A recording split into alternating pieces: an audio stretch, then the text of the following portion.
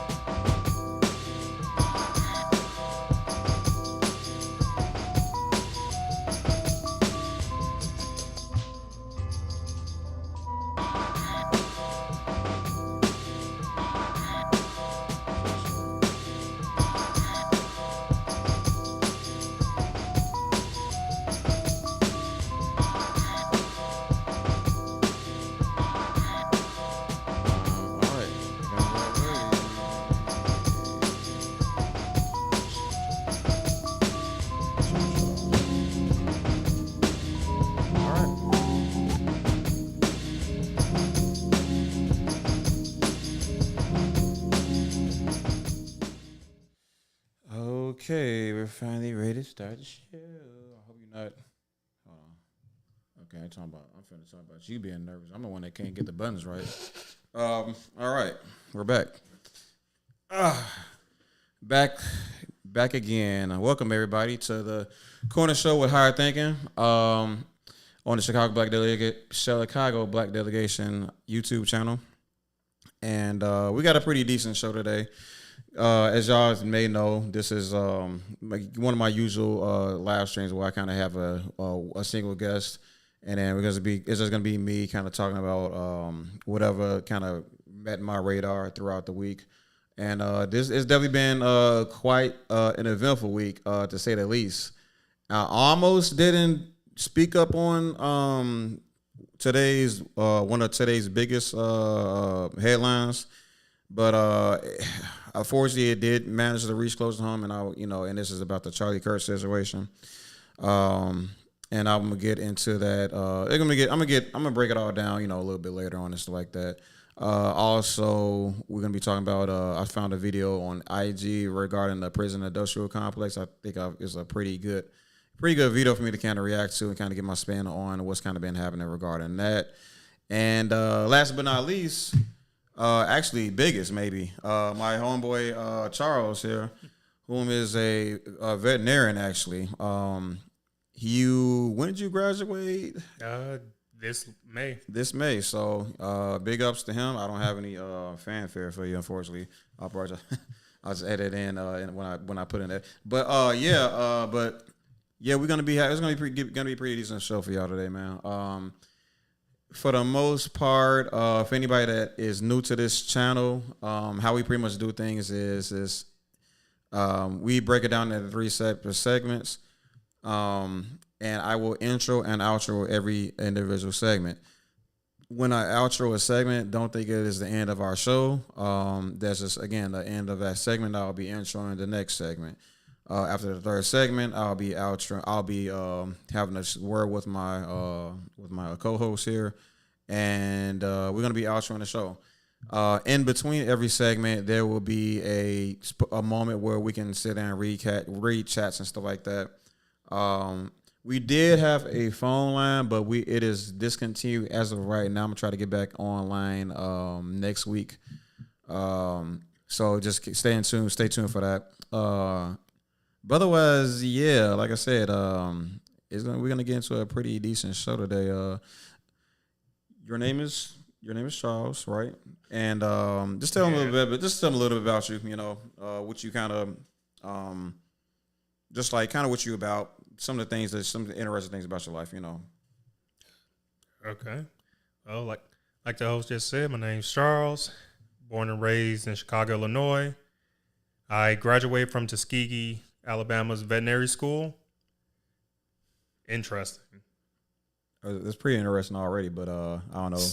I'm trying. It's weird when it's your life. I don't know. You're a what's pretty good cook. Turns to find out, you made a pretty damn good steak, man. Something that Lotte was on point. We had like we did a little thing from my other homeboy. What do you do? Oh yeah, he's a nurse now. Yeah. He's now a nurse. And we threw like a little party for him and all that stuff. And my man, and like I said, my man Charles came through and threw something and whipped it up for us. So it's not just that he's fixing animals and stuff like that. He knows how to cook them as well, apparently. But that ain't the most counterintuitive thing. But yeah, but jokes aside though, he's a multifaceted, very skilled young individual. You know what I'm saying? I'd be buzzing his ass in Smash Brothers though. So, but that's okay. We all those things. Yeah, this is show. Yeah, you get this. All those things aside, let's go ahead and get into the interview actually. So I'm gonna go ahead and intro this first segment, and it's gonna be completely free ball. I did not rehearse this at all. What's up, everybody? Welcome back to the Chicago Black Delegation podcast. I'm your host, HT, aka High Think, and I met with my guest. Hey, I'm Charles. And which camera are you looking at? Yeah. All right, I think that one. We're good. We won't edit that out, by the way. I mean, I feel like I've just been looking at the other screen all the time. Yeah. Yes. Your co-eds will be laughing at you over this moment. Anyway. I met with my homeboy Charles. He is an esteemed veterinarian, if I would say so myself. And maybe I might be getting it right. I'll let him clarify that if need be. But on this show, as y'all know, I normally am reacting to a lot of different type of content that'll run across my feed. But this time, I turns to find out I have like really interesting people in my life, and I think y'all should at least get like a piece of like what they are about, and I guess essentially find inspiration in their success. So on this here interview, I'm gonna be interviewing again my friend Charles, whom again is a veterinarian. So I got a few questions for you, man. Yeah, shoot away. You introduce yourself. First of all, how your name is Charles, and how old are you, and where you from? What year is it again? We are now in the Lord's year of 2025. Oh man, I'm getting old. We are. Well, I'm from Chicago, Illinois. I'm 32. Okay. So Charles, like, what actually inspired you to become a veterinarian? Actually, I wanted to be Steve Irwin. Then later in life, realized I can't match up to Superman, so I decided to be a vet. But in all seriousness, I just physically couldn't do what he was doing every day, so I decided to help animals a different way, which was basically treat them with medicines on an operating table. Steve Irwin. So, what exactly about Steve Irwin would like inspired you? Like, what made you? Because like that's for me, that seems like. And I wouldn't say you wouldn't be here without Steve Irwin, but what in Steve Irwin did you kind of find inspirational just off jump? Yeah, his honestly can-do attitude, the fact that he would basically teach people about animals they would never really know about. Like you see him in a zoo, but you don't learn about them. You just see an animal probably lounging about, going about his day. But then you see this man with a smile on his face literally wrestling a crocodile, which is very much not advised. Don't go do that. Expert advice already. They need unsolicited, but expert advice. But yeah, I think that's really dope. I think we all kind of, especially as millennials, we grew up watching Steve Irwin on Animal Planet, right? Yeah. Watching him do like those crazy ass things with those animals was I can definitely see it as quite inspiring for sure. Very unfortunate what happened to him and all that stuff, but like he definitely lived his life to the fullest, and he definitely left a great mark on society, and he definitely left some wife and children and stuff like that, and they loved him dearly, so I mean, as far as I'm concerned, he very much so is a honorable person for certain. Yeah. But regardless, back to you. How long was the process of becoming this veterinarian? If we're counting graduate school, that's 4 years. But if we count total, about 15 or so. 15 or so. How deep are you in? Like, how long you been at it? About that amount of time. About that amount of time. Yeah. Oh, so It's always broken down to like 4 to 5 year increments from undergrad to graduate school. To technically, it even starts when you're in high school because you could just gear yourself towards the animal sciences, and it helps out a lot. Not everybody goes that route. Some people started out in arts class and then decided, I want to go teach or work on animals, and they just go from that route. You can get into it from a lot of different areas. Gonna need some things lining up. You know, gotta get your sciences in. You gotta kind of know what a cow looks like. Kind of, maybe. Yeah, a little bit. You'd be surprised how many people go into this career and they never touched an animal in their life until they got to vet school. Yeah, dude, you're a real one, bro. Like dead ass back in high school. We dissected a worm. All right. Okay. And I did manage to do that one. I did a pretty okay job. Now I was goofing around a lot. I probably didn't pass it either, but I did it. I cut it open. And then they had us dissect a mouse, and I let the white guy do that. You know, he did a good job. You know, he got us like he got us a pretty passing score on that rat dissection. I didn't touch that motherfucker. Couldn't do it. So like that quickly helped me realize that the veterinarian stuff or caring for animals, as much as I love animals, this is not for me. So now here I am doing my tech savvy stuff. This is like definitely much over my lane. So by all means, I think everybody should just. I think you would agree that anybody that wants to help animals should at least be comfortable touching animals. Yeah, mind you, that's if you want to do what I'm doing in general practice. There are other avenues you can go towards that you technically would never have to cut open an animal. You barely would have to touch them. Some people who do border control are DVMs or doctors of veterinary medicine.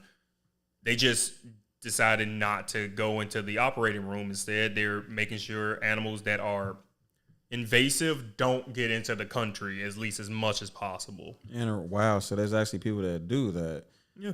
Oh, I did not know that. I thought we just like I ain't gonna lie to you. I thought this animal just stay the fuck away from us for like absolutely no reason at all. I thought it was so there's actually people out there that keep I kind of want to check that one out. Then interesting. But anyway, are there any like grants that you can take advantage of, that the individual can take advantage of to help with or to assist with the? Well, let me do this again. I got to cut this one out. So that are there any grants you can take advantage of, or an individual could take advantage of to assist with the payments? Yeah, there are a lot of grants. The biggest problem that I found when trying to get them, knowing where to look and knowing how to present yourself so you can actually get them. Like, everybody knows about the stereotypical write a paper and you can get some money. Nobody's telling you that you are one of probably 10,000 people trying to get that. That's why a lot of people don't hear back from it, because there's so many people trying to get the same grant. It was actually easier for me to get scholarships and grants when I got into vet school, because they actually help you put your face where it needs to be to get that type of money. And if you need a paper, sure, that's sometimes fine. Other times you don't even need to do all that. It's just the fact that you're in the program already can put you in a position to get the money. It's honestly kind of weird that you got to get in there to get the money to pay for the school. So it sounds like hold on. Just like, so it does definitely seem like a gamble, because like to get into system, you do gotta like, well, financial aid obviously. Yeah. But so I mean, but even then, it's still a gamble, because you still like betting, you still have to pay that back regardless. But if you get the grants, you can I guess they can assist with the paying it back and everything like that. Okay, so I mean, it is good that they are. It's good that there's something out there to assist everybody. And I mean, this is this really important job. Like, this is not just about, if somebody understand, it's not just about like pets and stuff like that, right? It's just about like wildlife as well too, right? Yep. If I recall correctly, I did just a tad bit of research about this stuff, but like rabies and stuff like that, and how they counteract rabies. They drop food and like embedded with the vaccine for rabies, right? Yeah. Into like wildlife so they can eat it. Like how does? Yeah, I know that's pretty much exactly it. They effectively what some wildlife conservation would do is, like Mark just said, we'll put. Sorry, higher thinking. My bad. Close enough. Got to get used to that. They will put the vaccine in the food and airdrop it, usually from a helicopter, basically into wooded, forested areas. And it is basically an attempt to try to immunize the animals that's there. So the spread of rabies kind of stops at its source. So if a raccoon, bat, ferret, fox, even like coyotes, it stops the amount of times you see a rabid animal, so the ones foaming at their mouths, because they already have the vaccine for it. And if they encounter another animal, it's not 100%, but it's less likely that they'll contract rabies then too. So it makes us safer, them safer, and everybody in between. Mm-hmm.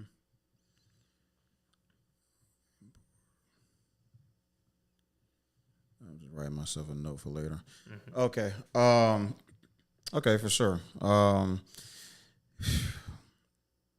Trying to regain my focus here. So like the rabies shot. Yeah, so okay, and this, oh man, because it's so like fascinating when I was just doing when we was having this conversation about the rabies and stuff, because I didn't know it was as severe as it was. Like I'm learning about like was that you enter a state if you're bitten by an animal that has been infected with the rabies and he transfer that disease over to you, you become like. You develop a hydrophobia, as in like you're afraid of water. Yeah. Like, how do you please explain to people how like to avoid getting bit by like please explain to the people how they avoid that. Please explain to everybody how they can avoid getting bitten by an animal with rabies, or how to avoid an animal with rabies, or what to do, how to in the event that they meet an animal with rabies. So effectively, the best way to avoid them is avoid any wooded areas or forested areas that have frequency, like raccoons, foxes, all the animals I mentioned before. If you see an animal acting oddly, it's trying to come up to you, that's probably a sign you should probably back up. Because most time animals are going to run away from us. Yeah, we have some where they've gotten used to people, so they try to get food from us. But animals with rabies will act, for lack of a better word, think of something that's in like a zombie movie. That's kind of where the zombies get their behaviors from, is from rabid animals and sometimes people who contracted rabies. So sometimes they foam at the mouth. You don't always see that, but they will look as if they're not all there in the head. They won't look you straight in the eye. They may be turning off to the side while still walking towards you. Just really odd behaviors is a good sign that you should get away from them very quickly. Yeah, that's extremely frightening. So in the event that a human being is infected with rabies, they'll exude like the exact same behaviors that an animal would. So if somebody is foaming at the mouth and is approach you, then now you're in a life or death situation essentially. Yeah, because what are they like able? Because again, I'm thinking zombie. When you say zombies, I'm literally thinking zombies. So is this person but at the same time, right? Mm-hmm. Which zombie are we talking about? Like Resident Evil zombies, where they're like slow approaching and stuff like that? Or are we talking like the zombies off of Living? What was it? The Walking Dead? When they was like sprinting at you and all that shit. It kind of just depends on when you meet the person. I mean, it won't be a 1-for-1 for zombies. They will oftentimes still be able to rationalize some level of thought. So they won't maybe even try to come towards you, but the virus kind of compels the host to go towards basically sources of heat, and that's usually another warm body. So if you find this person and were in decent health beforehand, yeah, you're looking probably more at a sprinter versus a walker. They would actually probably run towards you. That is so frightening, bro. And that, oh boy. But mind you, that's if they even have the strength to move. Sometimes they don't, depending on, because like how I think it said, you become hydrophobic, which means you're not drinking anything, which also means you are very severely dehydrated and you're moving off adrenaline, and that's about it. So sometimes you catch those and they're on the ground. You still should stay away from them. You should not even approach them. Call the proper authorities, the police, a health department, and stay as far away as possible. That's bizarre. Oh man, that's frightening, dude.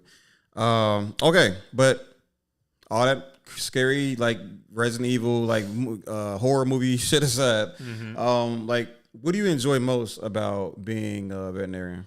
Honestly, I enjoy the most. I'm never bored.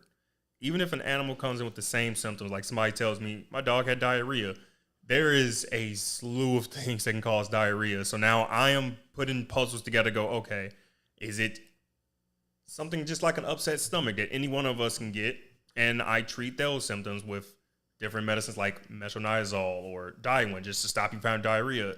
Is it because the animal ate something that it wasn't supposed to, like a literal rock, which is not very uncommon that it be a literal rock? So either I'm trying to get the animal to pass that rock out, or we got to do what's called exploratory, where I have to go in and remove the rock personally. And it's things like that where my day's never boring. There is not a single day where I will say, I'm bored. I can't be bored. There's always something for me to think about. Man, so like the challenge of it all is like what keeps you engaged in your work essentially. Yeah. That actually speaks a lot. That actually speaks volumes for the most part. Like there's so many different type of jobs, they become like quickly repetitive, quickly monotonous. You basically feel no different than like some sort of a robot every day, and just a part of like the gears that keeps the company going. You, on the other hand, you're met with complex issues, complex situations, unique. Sometimes some situations more unique than others. Correct. Yeah. So, I mean, on top of that, you got you may have you may have to find yourself sort of hearing out those individuals that may not be as fortunate as others to be able to provide for their pets and stuff like that. And I know that's the really tough situation to deal with, especially in like the hood and stuff like that. There's there's just a lot of poverty in our communities and stuff, and a lot of us us black people, we love dogs. We love cats, we love animals in general, but it's really unfortunate when some people just need that companionship, but unfortunately we're in a situation where a lot of us just don't have the funds to kind of keep up with that type of a commitment, unfortunately. At the same time, you still do your job anyway, and I think everybody really appreciate people like you for that, especially when servicing, in like underprivileged communities and stuff like that. But now let's go into a little bit more of the fun things. What's the craziest thing that you've experienced? Mind you, remember we are on YouTube, okay? But this is YouTube. This is a family friendly part of the show. Even though I said that's word one time, please explain to us in friendly detail the most craziest thing you experienced as a veterinarian so far. And this is and how, mind you, what's like how long have you been like at this? Like, what's the time frame that you've been like, was it just hour one when you just first stepped in class, or to now? Sorry about that. I guess you can call it hour one. If we're going from the craziest thing that I could think of, like just a recent memory.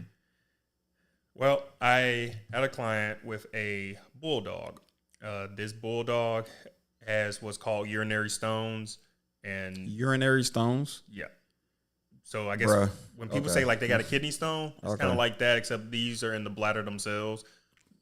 Animals can get kidney stones too, but this one originated in the bladder.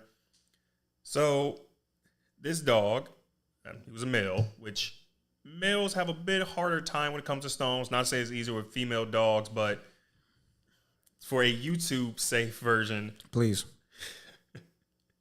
Uh, think of it as the bladder is a balloon, and then there's a tube attached. Males have a longer tube. Female dogs have a shorter tube. This was a male dog, and some of those stones was within the tube, so he couldn't pee basically for a full day. So when you get things like X-rays or ultrasound, his bladder, which for about 30 something pounds, it should be smaller than my fist. It was about the size of a cantaloupe. Oh, wow. So the dog was not very happy. No, he's not. So there's only a few things you could do when it comes to stones, because there's a lot of different ones. You got to treat them a little differently.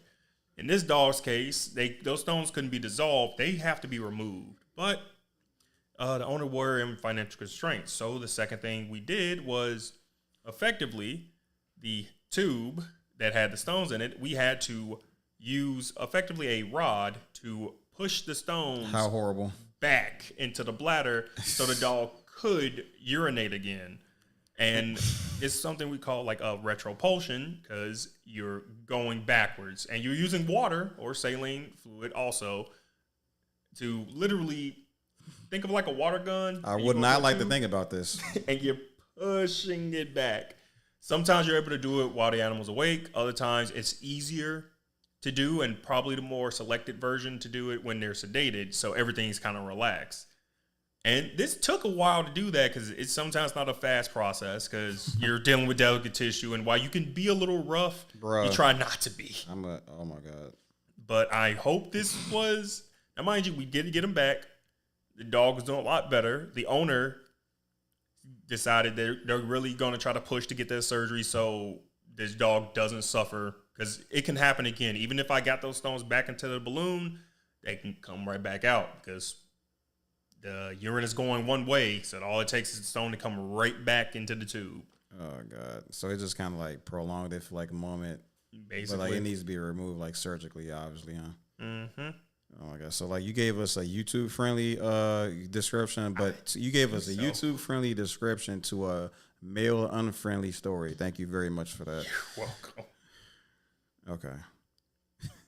I hope that was YouTube friendly. I tried. It's really hard to translate medical stuff to almost any other language, and then when you got to get the, let's say, YouTube friendly version, it's like balloons are friendly. Wait, I think that works. Bet. Anyway, all right. So last question for you, my friend. All right. What type of advice? What advice would you present to any veterinarian hopefuls? The advice I would say, really think about, is this what you want to do with your life?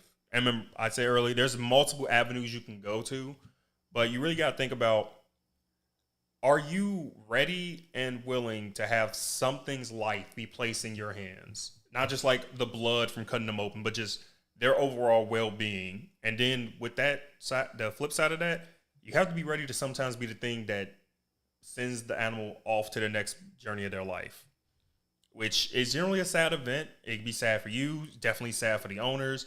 And you got to be ready to deal with the not nice side of people, because this is something they care about. They care about Spot, Fifi, what was that cat's name? Mr. Benjamin Bean the second. Nice. And sometimes you will get blamed for that. Even if you did everything within your power, you will get blamed as the cause of this animal not being with them anymore, even if it was never your fault to begin with. So you got to be willing to put yourself in a position where there's going to be some level of conflict. There's going to be conflict you are not going to feel good about. There are good sides. People will thank you up and down because you are the savior of their pet. But you also get blamed for when their pet doesn't do well, or because it's a business. You also got to remember that you can't always give things out for free. Sometimes you can, but you can't do it for everybody. And then that's going to weigh on your mind too.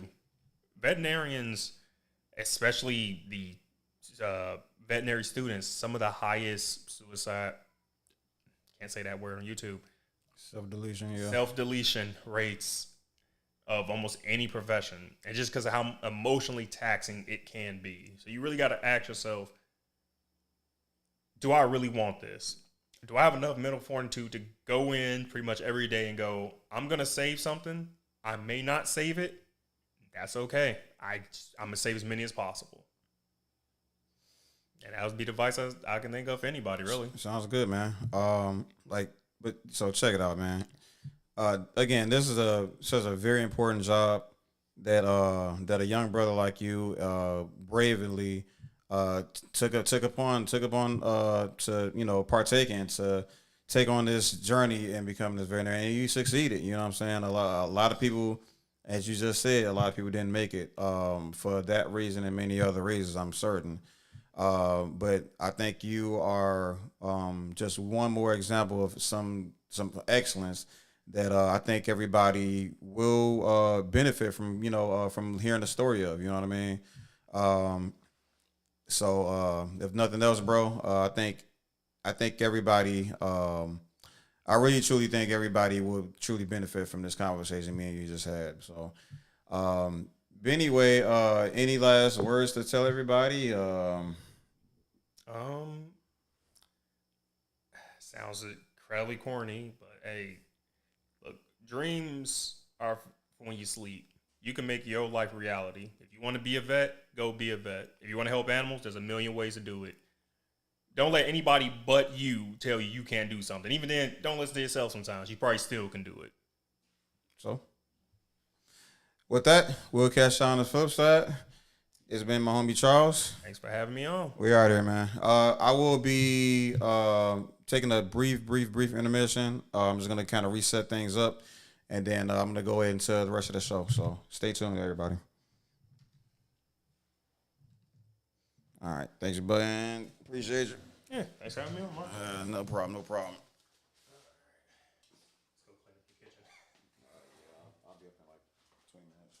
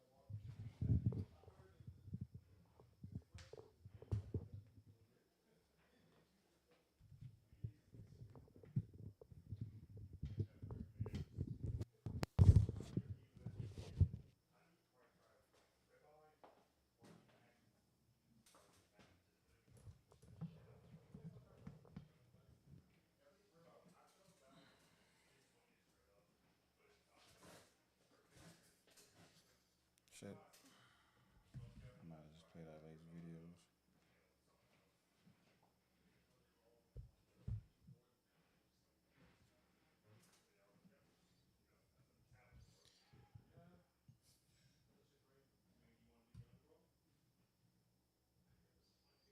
What am I doing? What am I doing? Okay.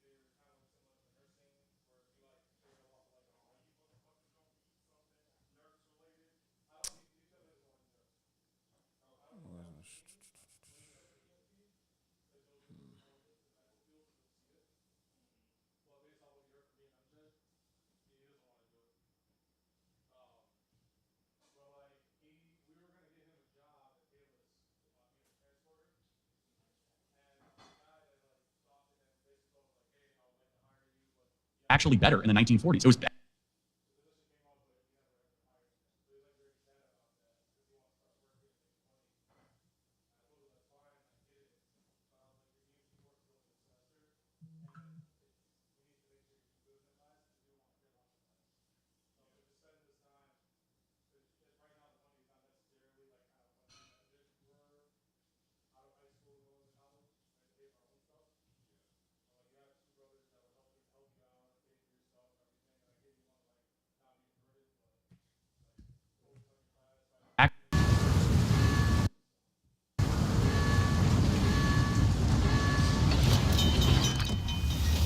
actually better in